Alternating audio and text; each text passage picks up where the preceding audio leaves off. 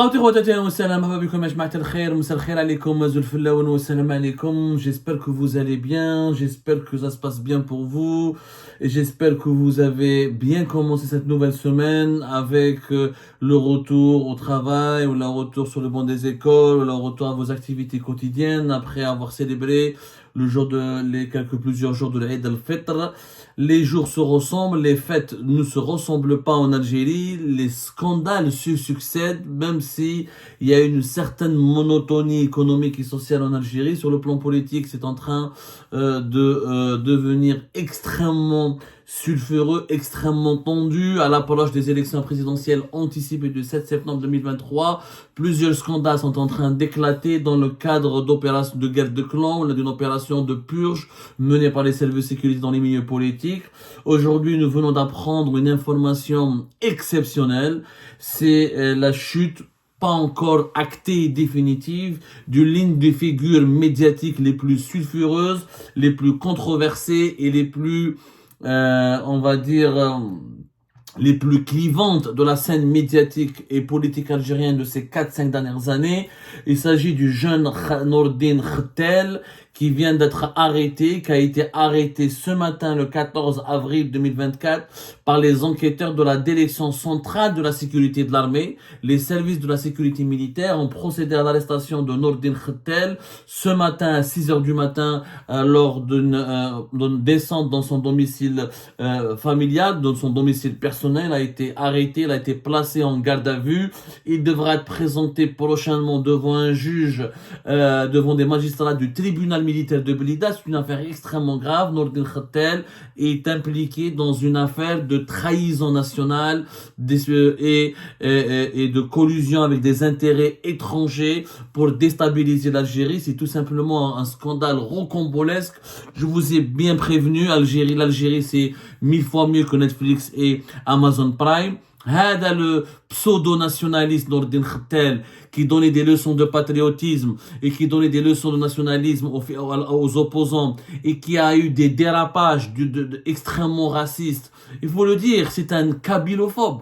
C'est un kabylophobe. Nordine Khattel est un kabylophobe connu pour ses excès, pour ses dérives et dérapages racistes contre les Kabyles, contre les Berbères en général, connu pour ses positions fanatiques, intolérantes et extrêmement violentes contre les opposants algériens, contre les francophones algériens, contre les Algériens qui s'expriment en français, contre les Algériens qui sont établis à l'étranger, lui-même qui se posait comme étant un nationaliste, comme étant un fervent défenseur de la patrie, comme un exemple de la vertu du patriotisme, comme un exemple irréprochable du patriotisme vertueux. Il vient de tomber, il vient d'être arrêté, placé en garde à vue. Il risque la prison ferme, en tout cas, il devra répondre de ses actes devant des juges du tribunal militaire de Blida.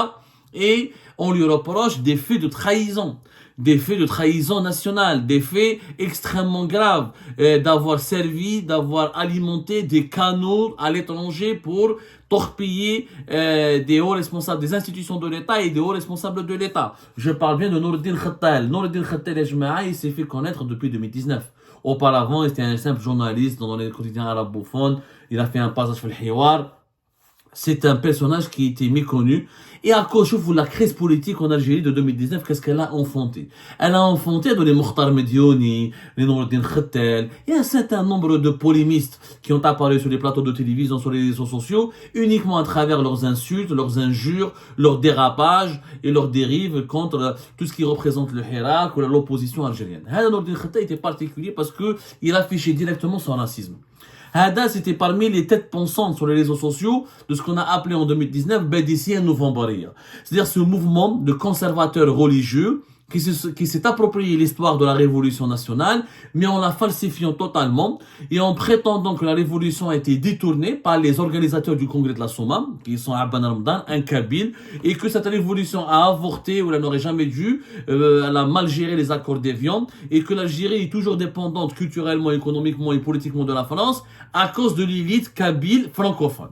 C'est du conservatisme religieux teinté de nationalisme, alors que la révolution du 1er novembre, elle n'a jamais été religieuse, elle n'a jamais été conservatrice. C'est une révolution basée sur le progressisme, sur le socialisme, sur les idées de gauche, sur l'esprit de révolutionnaire, avec Bien sûr, il y a un respect total de la dimension identitaire et religieuse de la nation algérienne, mais les idiots de la révolution algérienne n'ont jamais été religieux, ils ont été progressistes, socialistes et nationalistes. C'est une révolution nationaliste. Hadou, le Badissien Novemboria, ils ont voulu falsifier l'histoire, ils ont voulu créer une confusion dans l'esprit de la population algérienne en disant que il y a une unité, un semblant d'unité entre le nationalisme et le conservatisme religieux, ce qui est complètement faux. Le mouvement badissien novembrien, le badissien Ibn Badis, les ulama al-muslimin, novembrien, la révolution du 1954. Sauf que Nourdin Khattal, depuis 2020,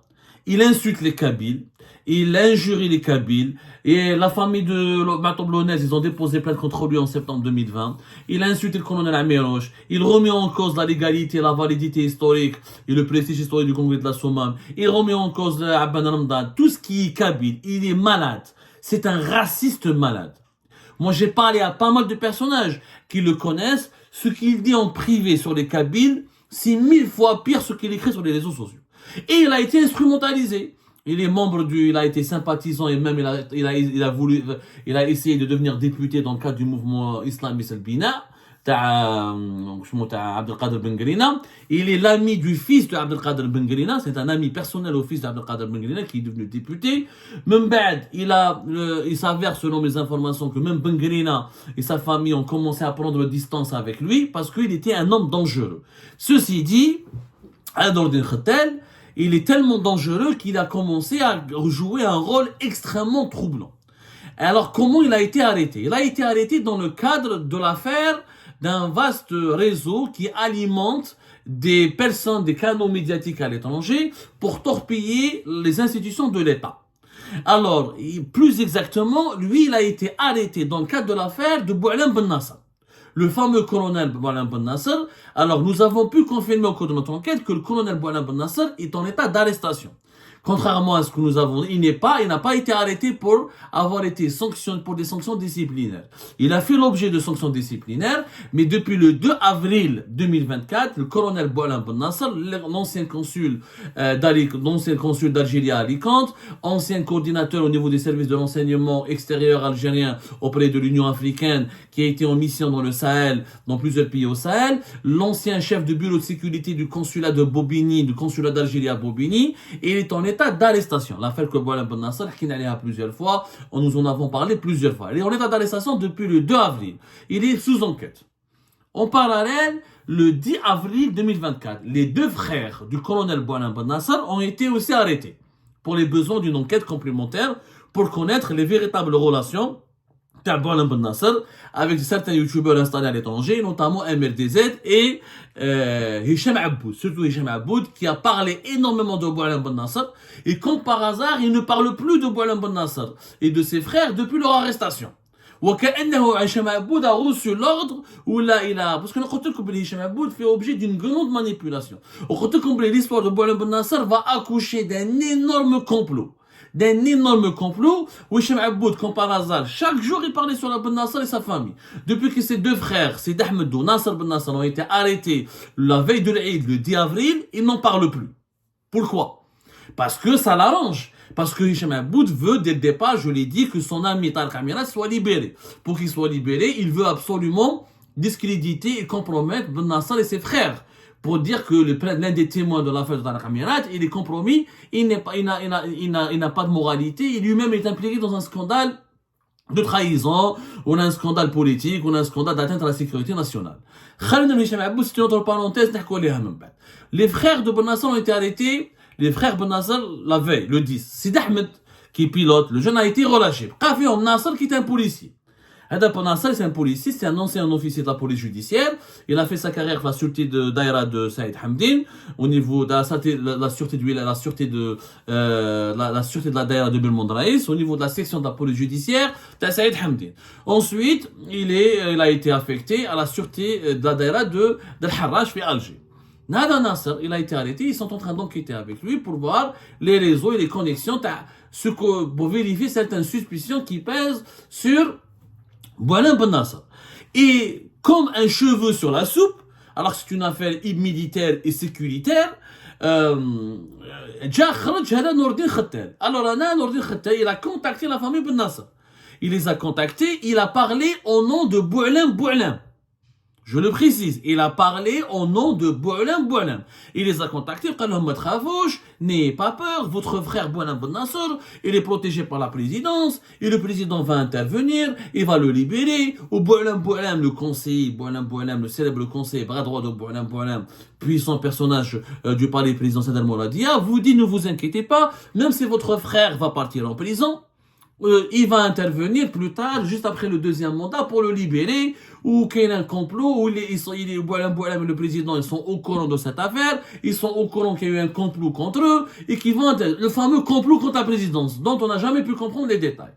Nous avons interrogé, quand nous avons eu ces informations, nous avons interrogé Toufir Ben Nasser, qui est le frère de Boualem Ben Nasser, et c'est lui qui a fait éclater cette affaire à l'étranger, puisqu'il a fait une vidéo juste avant l'Aïd, pour dire que mon frère a été arrêté pour une affaire de complot contre la présidence, etc., etc. Nous avons rapporté sa version, nous avons ensuite contrôlé sa version en faisant parler d'autres sources. Nous lui avons posé la question, qu'on a lui essayé de faire, est-ce que c'est vrai, Nour el Khattal t'a contacté? Il a confirmé. Il nous a fait des déclarations via Algérie Part. Effectivement, on l'a approché, on lui a demandé on lui a posé des questions, il nous a répondu.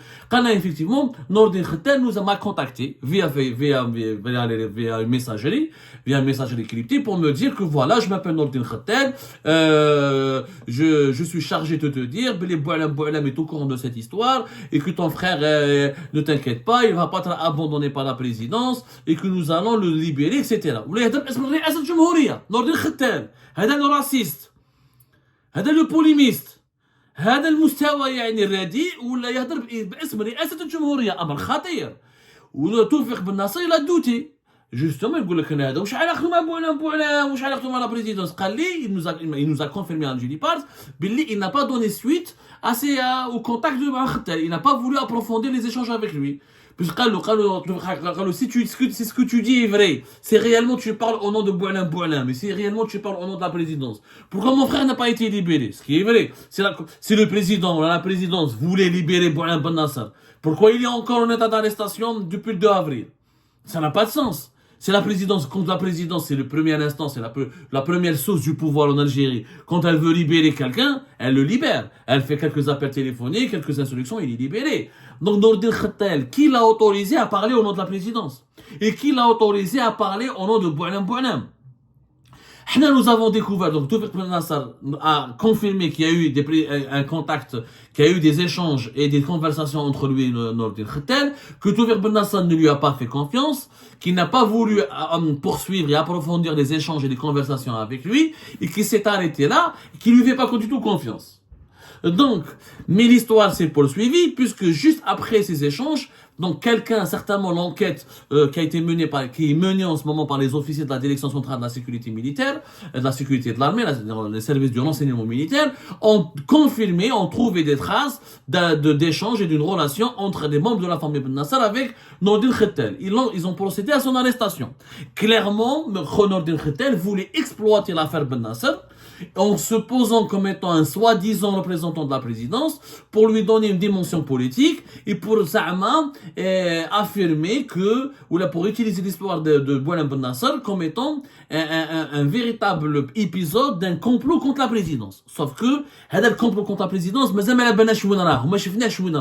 tout ce qu'on sait, c'est que Boualem Ben Nasser, nous l'avons déjà dit sur l'Algérie Part, avait été exclu du service de renseignement extérieur, il avait été placé sur une voie de garage parce qu'il a refusé de témoigner en 2021 plutôt, il a refusé de témoigner il a refusé de participer ou de témoigner ou de cautionner une procédure qui a été enclenchée au niveau de la Direction centrale de la sécurité militaire contre le fils du conseiller d'Abdelmajid Tebboune Boualem, Nour el Boualem, qui faisait l'objet d'une enquête pour trafic d'argent, pour trafic de devises, trafic de drogue en Espagne.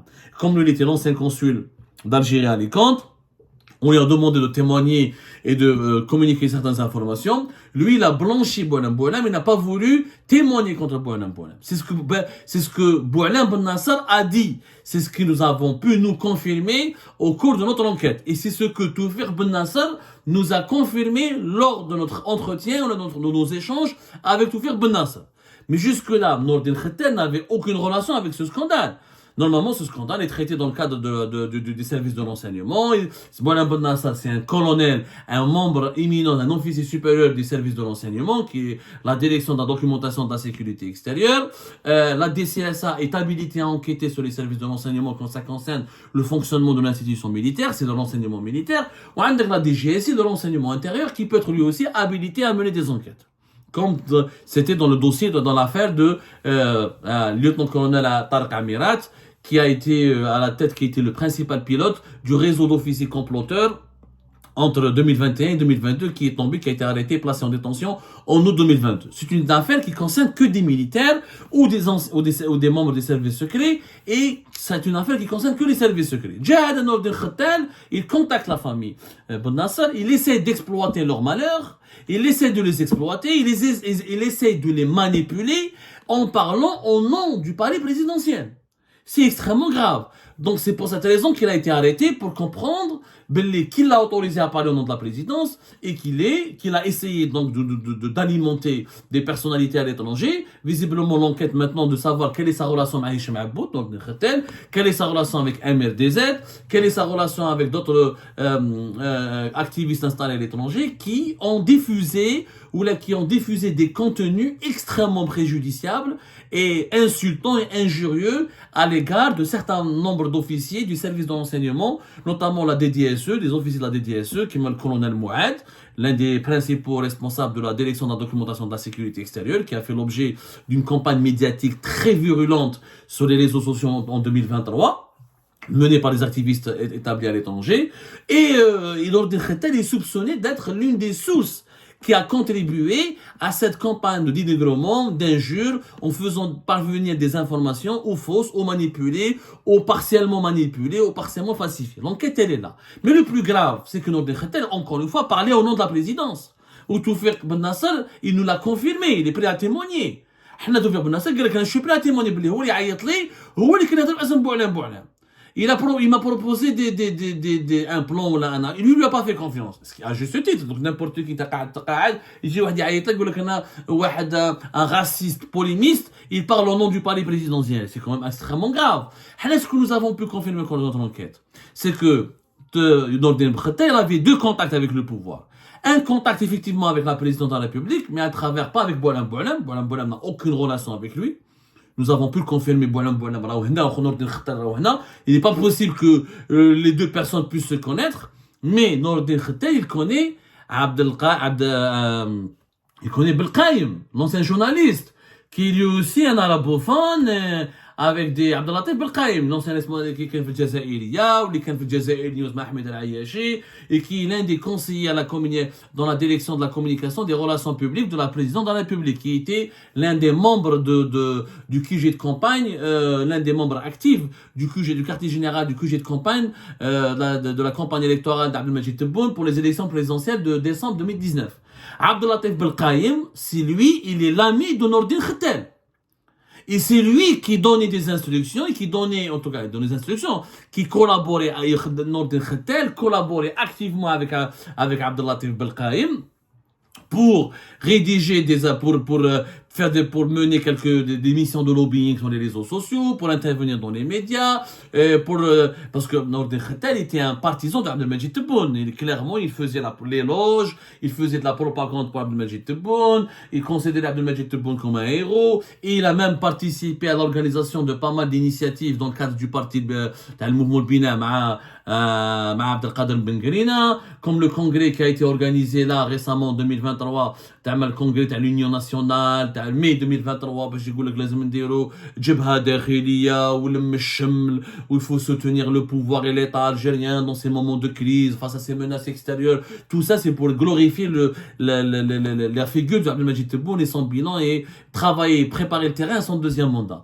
Donc, c'est un partisan du pouvoir Tebboune, du régime Tebboune, qui travaillait, qui réalisait qui élaborait ses activités en consultant, en se concertant. Ouais, c'est un secret de polichinelle. Li يعرفوا Nordin Khettel في Alger, على بالهم كاع باللي c'est l'ami de Abdelatif Belkhaim, et c'est son ami personnel, son ami très proche, et qu'il était l'un de ses relais. Donc, à ce moment-là, l'enquête, elle doit pas s'arrêter là, il faudrait convoquer Abdelatif Belkhaim.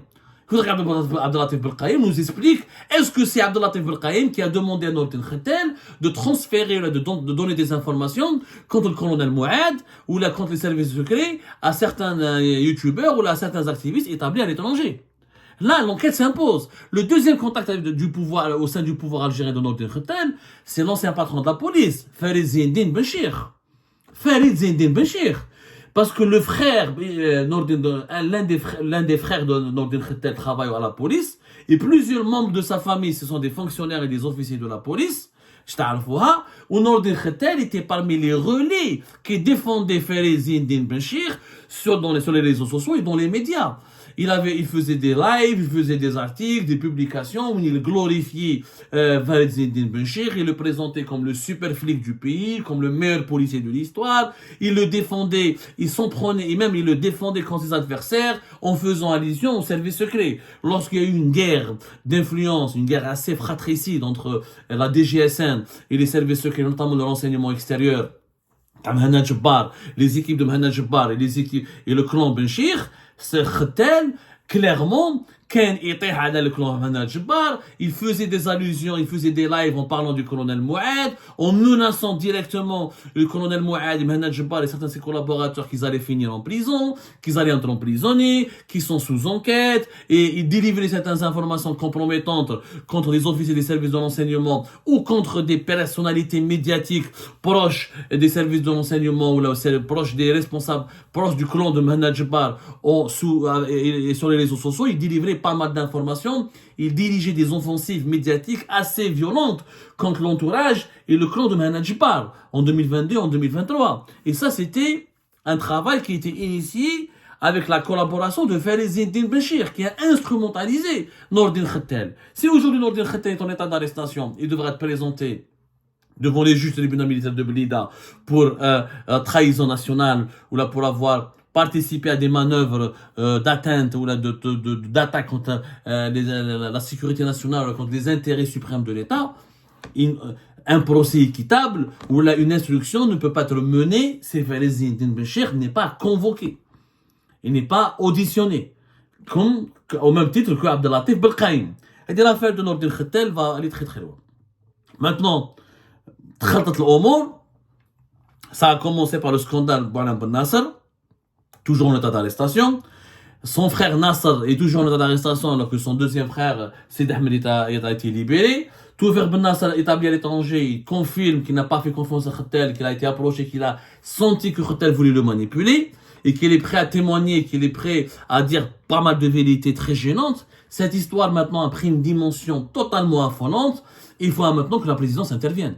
Il faudra que la justice fasse une enquête sérieuse, impartielle, et que la présidence intervienne pour mettre de l'ordre, à la fois dans les services de son palais, et à la fois pour dire la vérité aux Algériennes et aux Algériens. Qu'est-ce que c'est que ce complot qui a été inventé et fomenté du jour au lendemain?